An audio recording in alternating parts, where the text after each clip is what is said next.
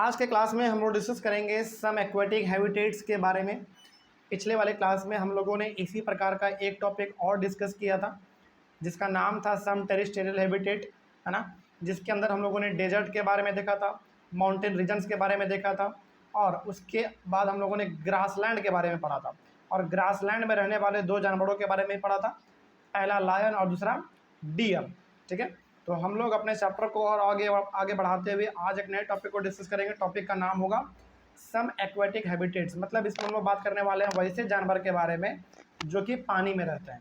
ठीक है ना, और इसके अंदर हम लोग सबसे पहले बात करेंगे ओशन के बारे में, यानी कि समुद्र के बारे में। फिर उसके बाद हम लोग बात करेंगे पॉन्ड्स एंड लेक्स के बारे में, और पॉन्ड्स और लेक्स में रहने वाले एक छोटे से जानवर के बारे में बात करेंगे जिसका नाम होगा फ्रॉग, यानी कि मेढक। ठीक ना, उसके बाद ये टॉपिक भी हमारा खत्म हो जाएगा। फिर हम लोग चलेंगे अपने अगले टॉपिक में। अगला टॉपिक होगा हमारा कैरेक्टरिस्टिक्स ऑफ ऑर्गेनिजम्स। ओके, तो आज का टॉपिक बेसिकली हमारा क्या होने वाला है, आज का टॉपिक होने वाला है सम एक्वेटिक हैबिटेट्स। यहीं से हमारा आज का टॉपिक चालू होता है, शुरू करता है। तो पहले हम डिस्कस करेंगे ओशन के बारे में, यानी कि समुद्र के बारे में, और देखा जाए इसमें क्या लिखा हुआ है। Many sea animals have streamline bodies to help them move easily in water. Streamline body का मतलब हमने आपको बताया था, एरोप्लेन का बॉडी का स्ट्रक्चर कैसा होता है, आगे पिचका हुआ रहता है और फिर बीच में फुला हुआ रहता है ना। और मछली को भी यदि आप देखेंगे, मछली का मुंह आगे बड़ा ही छोटा सा होता है, पिचका हुआ रहता है, लेकिन उसका बॉडी पीछे बहुत बड़ा होता है, फैला हुआ रहता है। इस प्रकार की शेप को हम लोग कहते हैं स्ट्रीमलाइन शेप। तो बहुत सारे ऐसे हमारे पास जानवर हैं जो कि पानी में रहते हैं। जानवर मतलब पानी में रहने वाले जानवर, मतलब मछली के बारे में बेसिकली बात हो रहा है, जो बेसिकली जानवर जो पानी में रहते हैं। तो हमारे पास ऐसे बहुत सारे एक्वेटिक एनिमल हैं जिसका बॉडी किस शेप का है, स्ट्रीम लाइन शेप का, यानी कि आगे पिचका हुआ फिर पीछे फैला हुआ, यानी कि पूरा राउंड रहता है इस प्रकार का। इसी को हम लोग कहते हैं स्ट्रीम लाइन शेप।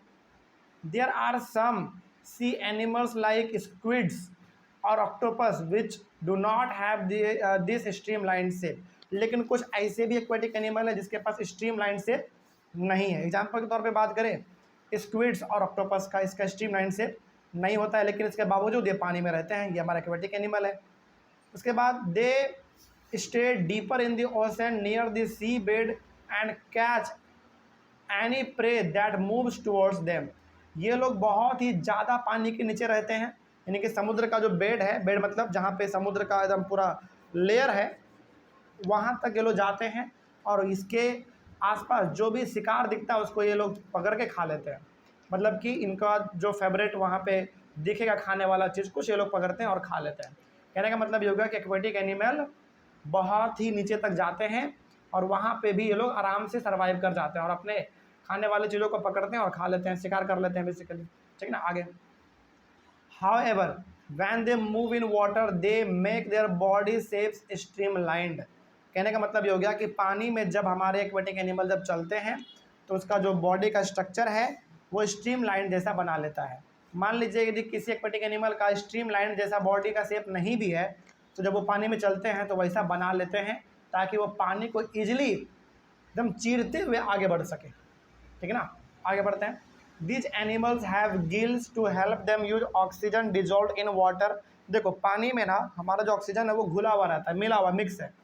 तो पानी में जो मिक्स हमारा ऑक्सीजन है उसको एक्वेटिक एनिमल कैसे इस्तेमाल करेगा, उसके लिए उसके पास एक बहुत ही अच्छा सा ऑर्गन है, बहुत अच्छा सा सिस्टम है उसके बॉडी में, जिसका नाम है गिल्स, जिसको हम लोग अपने आम भाषा में क्या बोलते हैं, फेफड़ा, है ना। कभी आपने मछली का देखा होगा, एकदम कान के उसका बगल में होता है, दोनों तरफ, मुँह के दोनों तरफ साइड में होता है, उसी को हम लोग कहते हैं गिल्स, और हिंदी में कहते हैं उसको हम लोग फेफड़ा, जो कि मदद करता है उसको पानी में ऑक्सीजन लेने के लिए, मतलब बहुत अच्छा मदद करता है।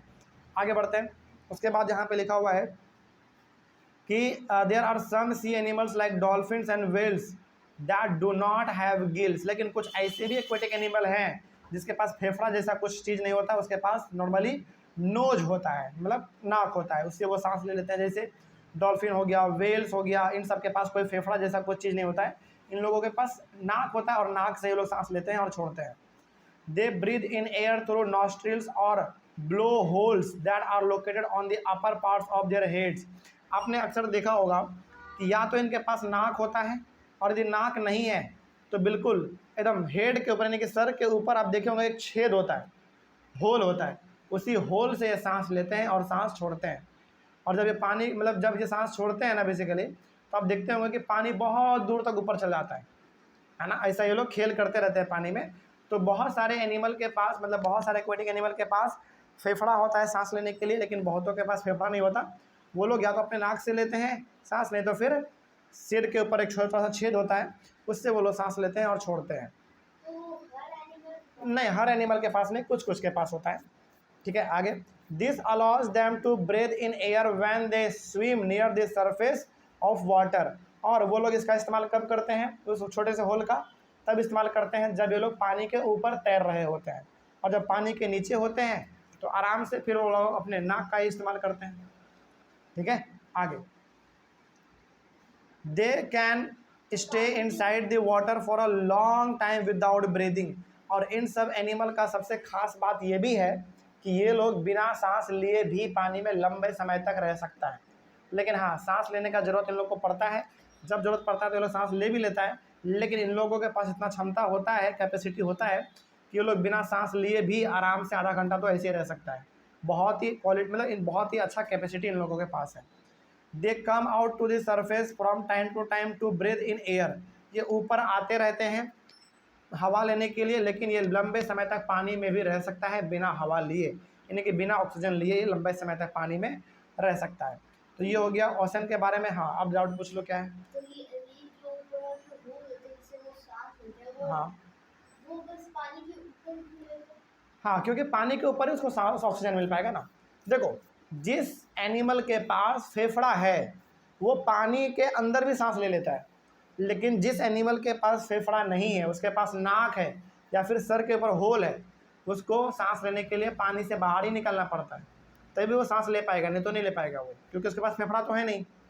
ठीक है ना, आगे बढ़ते हैं। ये हो गया हमारा ओशन के बारे में। अगला हमारा है पॉन्ड्स और लेक्स के बारे में, यानी कि तालाब और झरने के बारे में बेसिकली हम लोग अब बात करने वाले हैं। चले जरा तालाब और झरने के बारे में क्या लिखा हुआ है देखा जाए। In terrestrial plants, roots normally play a very important role in the absorption of nutrients and water from the soil। देखो, जो टेरिस्टेरियल प्लांट होते हैं, टेरिस्टेरियल प्लांट मतलब जो ज़मीन पे रहते हैं प्लांट, हमारे जो प्लांट ज़मीन पे रहते हैं उस प्लांट को जिंदा रखने में सबसे ज़्यादा रोल कौन प्ले करता है पता है? उसका जड़, रूट। क्योंकि जड़ के थ्रू ही उस प्लांट को पानी मिलता है, न्यूट्रिएंट मिलता है। समझ में आ रही है बात? मतलब कि जो प्लांट ज़मीन के ऊपर रहते हैं उस प्लांट को जिंदा रखने में सबसे बड़ा रोल किसका है? उसके रूट का है, क्योंकि रूट के थ्रू ही उस प्लांट को पानी मिलता है, न्यूट्रिएंट्स मिलता है मिट्टी से। ठीक है, अगला।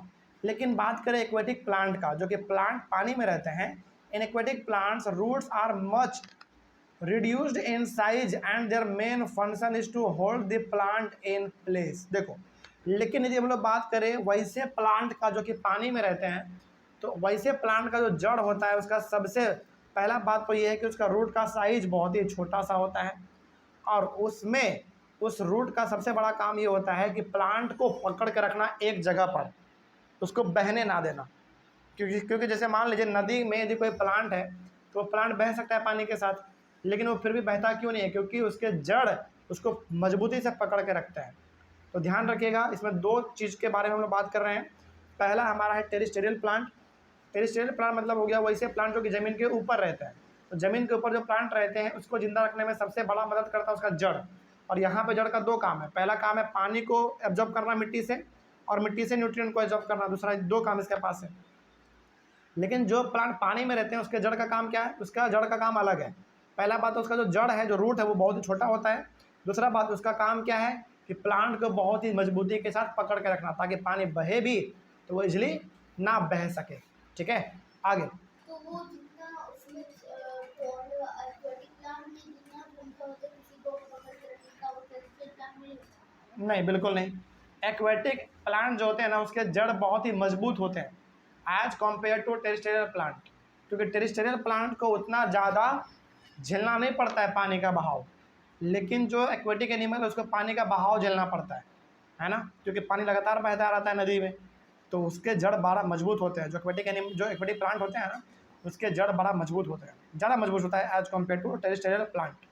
अगला, the stems of these plants are long, hollow and light. तो जो प्लांट हमारे पानी में रहते हैं उस प्लांट का जो टहनी होता है वो टहनी लंबा होता है, प्लस अंदर से खाली होता है, प्लस बहुत ही हल्का भी होता है। अक्सर आप देखेंगे कि जो एक्वेटिक प्लांट है वो बहुत ही हल्का होता है, ज़्यादा भारी नहीं होता है। ठीक है, आगे, क्योंकि यदि ज़्यादा भारी हुआ तो पानी के साथ बह सकता है, लेकिन यदि हल्का रहेगा तो पानी के साथ जल्दी नहीं बहेगा, वो आराम से तैरता रहेगा, जड़ उसको पकड़ के रखेगा। आगे, the stems grow up to the surface of water while the leaves and flowers float on the surface of water. Aquatic plant का जो खासियत है वो ये है कि जो इसका स्टीम है वो पानी के ऊपर तक भी आ जाता है, मतलब कि एक्वेटिक प्लांट जो होते हैं उसका जो टहनी ये सब है वो पानी के ऊपर भी आ जाता है कई बार, और इसके जो बेसिकली फ्लावर है और जो पत्ते हैं एक्वेटिक प्लांट का, जो फूल है या फिर जो पत्ता है वो पानी के ऊपर तैरता रहता है। ठीक है, मतलब बहता रहता है, तैरता रहता है। Some aquatic plants are submerged in water, all parts of such plants are under water. लेकिन कुछ प्लांट ऐसे भी होते हैं जो पूरी तरीके से पानी में ही डूबे रहते हैं। समझ गए यहाँ पे हम क्या कहना चाह रहे हैं? कुछ ऐसे प्लांट होते हैं जो 24 घंटे मतलब कि हमेशा वो पानी में डूबा रहेगा, उसका जड़ भी, टहनी भी, पत्ता भी, फूल फल सब कुछ पानी में ही उसका डूबा रहता है हमेशा के लिए। ठीक है, आगे, पानी में मतलब वो अपना हाइट बड़ा करके हाँ पानी में ही सब कुछ वो अपना कर लेता है, टोटल चीज़ पानी में ही करेगा वो। मतलब वो वाला जो प्लांट है वो बस अपने ही हाइट पे रहेगा कि और बड़ा होगा? नहीं, बड़ा होता है, बिल्कुल होता है बड़ा, लेकिन वो ज़्यादा बड़ा नहीं होता कि वो बड़ा होकर पानी के बाहर निकल जाए, नहीं, उतना बड़ा वो नहीं होता, बहुत छोटा होता है, इसलिए वो हमेशा पानी के नीचे ही रह जाता है। ठीक है, आगे, उसके बाद हाँ, some of these plants have narrow and thin ribbon like leaves, these can bend in the flowing water. ये जो अक्सर जो हमारे प्लांट होते हैं जो कि अक्सर पानी के अंदर में रहते हैं, इसका जो लीफ है ना वो रिबन जैसा होता है। रिबन मतलब बहुत ही पतला होता है, और इतना पतला होता है कि बहते हुए पानी के साथ वो केवल फ्लो करता रहता है, वो बहता नहीं है। मतलब ये हो गया सिंपल सा कि ऐसे प्लांट जो पानी में हमेशा डूबा हुआ रहता है वो उसके पत्ते बड़े पतले पतले होते हैं, ताकि पानी बहुत तेज़ी से बहे भी तो उसको कोई असर ना पड़े। ठीक ना, आगे, in some submerged plants leaves are often highly divided through which the water can easily flow without damaging them. कुछ ऐसे प्लांट भी हैं जो कि रहते तो हमेशा पानी के नीचे ही रहे, लेकिन उस वो ना मतलब उससे के थ्रू होते हुए हमारा पानी इजीली क्रॉस कर जाता है, उसको कोई डैमेज नहीं होता है, क्योंकि उसके जो बेसिकली जो लीफ है वो बहुत सारे होते हैं और वो अलग अलग होते हैं। तो जब इतना सारा लीफ है, अलग अलग लीफ है, सब डिवाइड किया हुआ है, इसलिए पानी उसके ऊपर से भी होकर गुजर जाता है, तो उसको उतना कुछ खास फर्क नहीं पड़ता है, वो आराम से वहाँ पे सर्वाइव कर जाता है। चलिए अब हम लोग एक जानवर के बारे में पढ़ लेते हैं जो कि लगभग पानी में ही हमेशा रहता है। हालांकि ये पानी में भी रहता है और ज़मीन पे भी रहता है, क्योंकि मेढक को आपने अक्सर देखा होगा पानी के ऊपर भी, मतलब कि पानी में भी देखा होगा आपने, आप इसको ज़मीन के ऊपर भी देखे होंगे। ठीक ना, इसके बारे में थोड़ा सा बात करते हैं। Frogs usually live in ponds. तो मेढक है ना जनरली रहता कहाँ पे है? तालाब में ये ज़्यादा रहता है। रहता तो ये नदी में भी है, लेकिन ज़्यादातर कहाँ मिलेगा आपको? ये तालाब में ज़्यादा मिलता है, क्योंकि पानी कम होता है तालाब में, इसलिए तालाब में आराम से रह लेता है। Frogs can stay both inside the water as well as move on land. मेढक जो है ना दोनों जगह रह सकता है, पानी में भी रह सकता है और ज़मीन पे भी रह सकता है, दोनों जगह पे ये हमारा जानवर रह सकता है। They have strong back legs that help them in leaping and catching there pray. इसका जो पीछे वाला पैर होता है ना बड़ा मजबूत होता है, इसीलिए इतना जल्दी छलांग मार पाता है और अपने शिकार को पकड़ के खा लेता है। आपने कभी देखा है मेढक को उछलते हुए? कितना तगड़ा उछलता है ना, बहुत लंबा उछलता है। इसलिए उछल पा रहा है क्योंकि उसका जो पीछे वाला पैर होता है बहुत ही मजबूत होता है, और इतना खतरनाक उछलता है कि एक बार में ही उछल के अपने शिकार को पकड़ लेता है और खा लेता है पूरी तरीके से। ठीक है, अगला, they have webbed feet which help them swim in water. Webbed feet का मतलब हो गया उसका जो पैर नीचे का हिस्सा होता है ना, पैर का नीचे वाला हिस्सा वो चौला होता है, फैला हुआ होता है, जिसके वजह से वो पानी में आराम से तैर पाता है। यानी कि पैर चौला होने के वजह से वो आराम से पानी में तैर पाता है। तो ये हो गया हमारा फ्रॉग के बारे में। यहीं पे हमारा ये टॉपिक खत्म होता है। अगला टॉपिक जो हमारा होगा, जो कि हम लोग अपने अगले क्लास में स्टार्ट करेंगे, वो होगा कैरेक्टरिस्टिक्स ऑफ ऑर्गेनिजम्स, जिसके अंदर भी हम लोग अलग अलग चीज़ों के बारे में पढ़ेंगे। तो मिलते हैं हम लोग अपने अगले क्लास में, तब तक के लिए थैंक यू वेरी मच।